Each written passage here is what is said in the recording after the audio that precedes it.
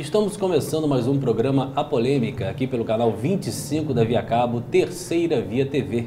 E hoje nós temos a grata presença dos vereadores Paulo Irano e Genásio, que irão conversar com a gente sobre os bastidores da Câmara, projetos, questões pontuais que tanto atraem a atenção dos telespectadores e também de toda a sociedade campista.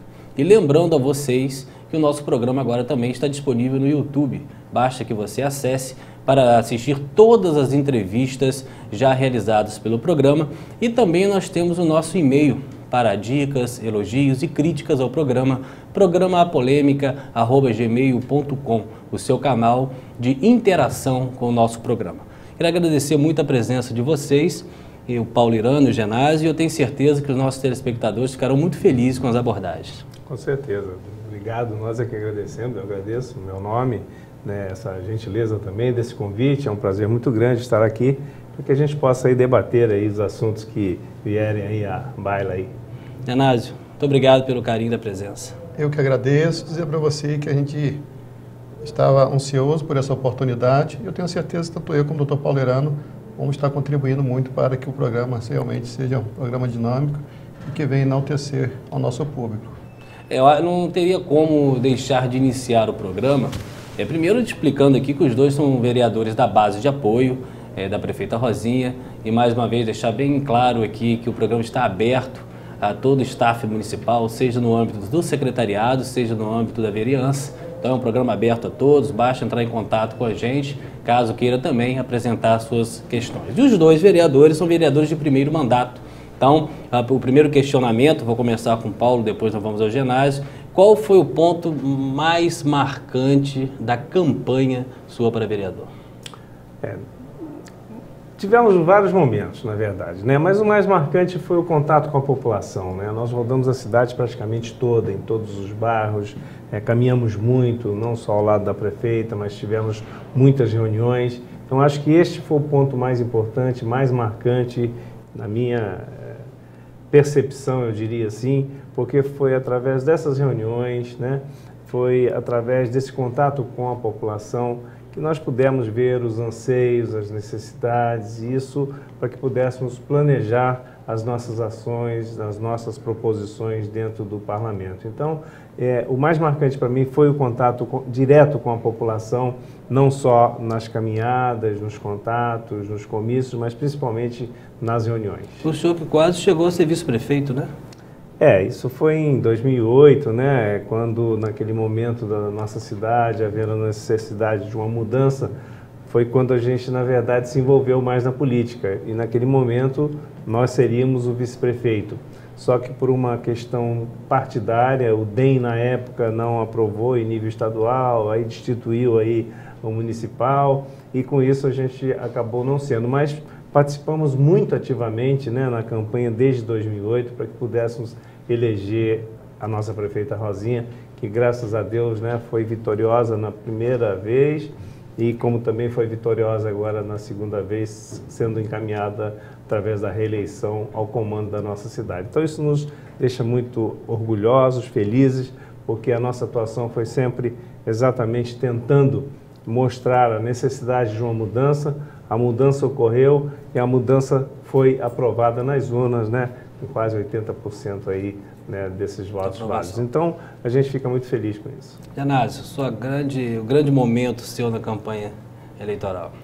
A gente vinha de dois momentos. Em 2010 eu vim candidato a deputado estadual e me amadureceu muito. Na campanha de vereador, nós já chegamos com um trabalho bem mais maduro, onde a gente tinha o anseio de trabalhar voltado para a área de segurança pública e eu tinha um trabalho bom dentro das igrejas também. Faço parte da Igreja Batista Nova Brasília, ali nós tivemos um apoio maciço. A 98 por si não tinha um vereador praticamente da base, era um anseio da população ali, estar elegendo um vereador, um representante, fazer que pudéssemos estar lutando pelas melhorias, pela qualidade de vida voltada, mas naquele momento ali era um anseio mútuo.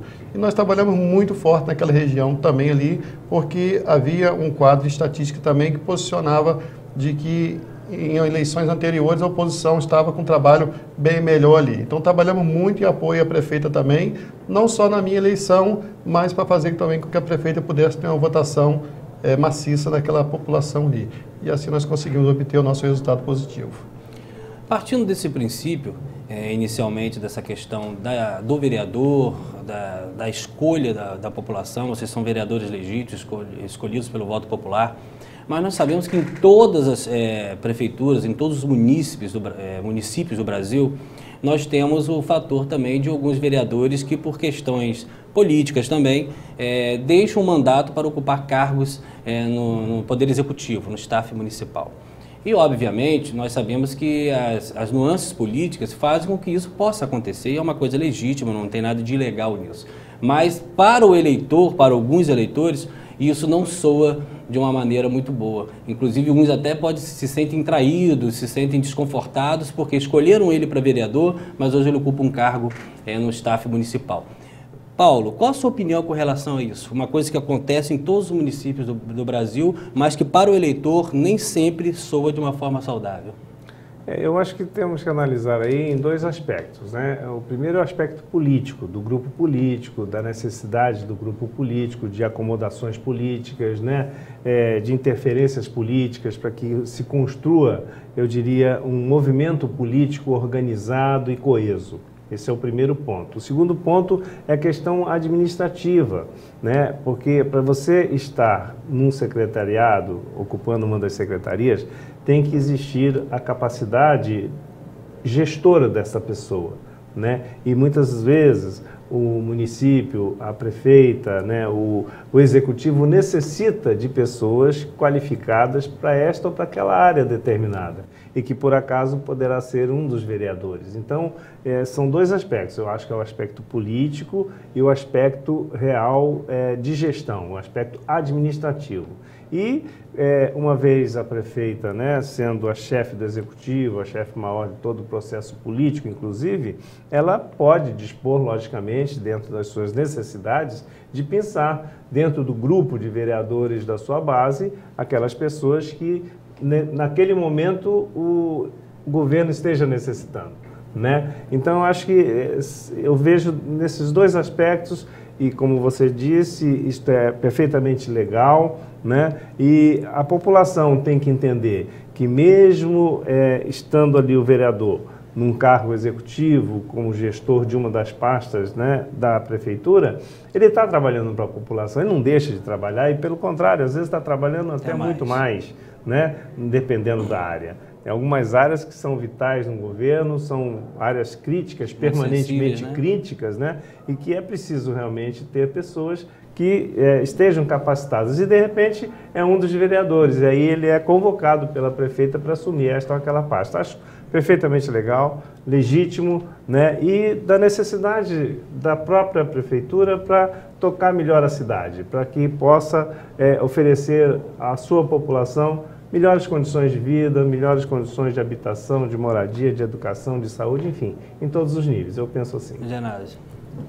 Olha, a minha opinião vai divergir um pouco do Dr. Paulo Irano, sabemos que é uma questão política, mas eu vejo também o compromisso do vereador com o governo e com a população. Existe um anseio, muitas das vezes, do governo estar convocando o vereador para que ele assuma um cargo no executivo, mas eu vejo a importância também de estar discutindo com a população. Aquele companheiro que pegou firme com você ali, deu crédito a você, gostaria de ver você como vereador, eu acho que até para que nós dessemos uma resposta, seria importante estar movendo também a parte desse grupo para que pudéssemos estar dando uma resposta. É claro que a prioridade é os anseios do governo. Como o Dr. Paulo falou, nós fazemos parte de um grupo político, mas eu acho também que a opinião da população que te elegeu, porque existe um processo, tá, de que daqui a 4 anos você irá buscar uma reeleição. E como que ficou a sua posição diante daquele eleitor? Será que deixou feridas que não vão cicatrizar? Ou houve um entendimento recíproco e mútuo? Então, eu acho muito importante atender ao chamado do governo, mas ter um cuidado também de não deixar nenhuma sequela com o seu público, porque lá na frente pode haver uma cobrança também. Tem que haver esse entendimento mútuo. Maturando essa conversa, esse tema inicial, só para deixar um pouco mais claro a opinião de vocês, eu vou só inserir um pouco um questionamento maior. O Dr. Paulo colocou muito bem essa questão aí dos 2 pontos, e eu entendi perfeitamente a sua colocação, que eu acho da valorização também dessa questão do eleitor. Mas por que, por exemplo, se nós temos uma nominata né? Vamos aqui aprendendo com vocês. Se temos uma nominata prévia, por que não preservar alguns nomes já para o secretariado e dar oportunidade da disputa de vereança para outros, para que não houvesse, de repente, essa necessidade da retirada?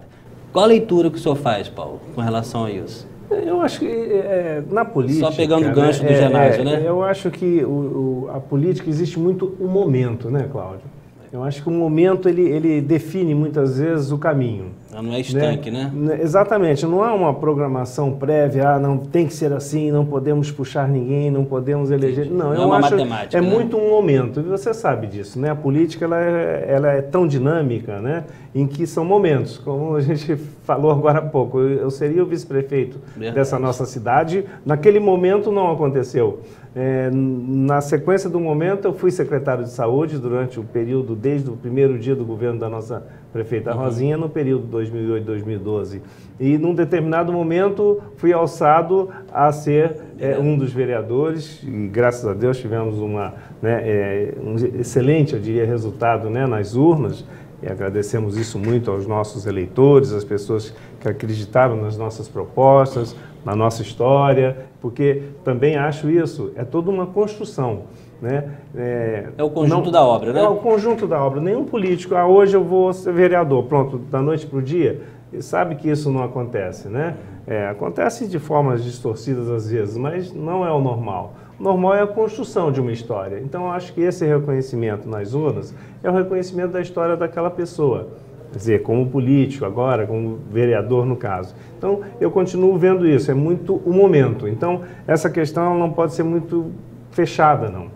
É o momento que acaba levando, né, a um caminho, eu diria, né, dessa escolha de ser vereador, de repente a escolha deste vereador voltar para a secretaria, ou ser escolhido pela primeira vez a secretaria. Então isso é toda uma dinâmica da necessidade, exatamente, que eu quero dizer, do executivo, do grupo político, de se fazer com que o governo caminhe, né, que ele não fique parado. É um trabalho conjunto e acho sempre conjunto. Genásio, só para concluir o tema, você tem mais alguma observação?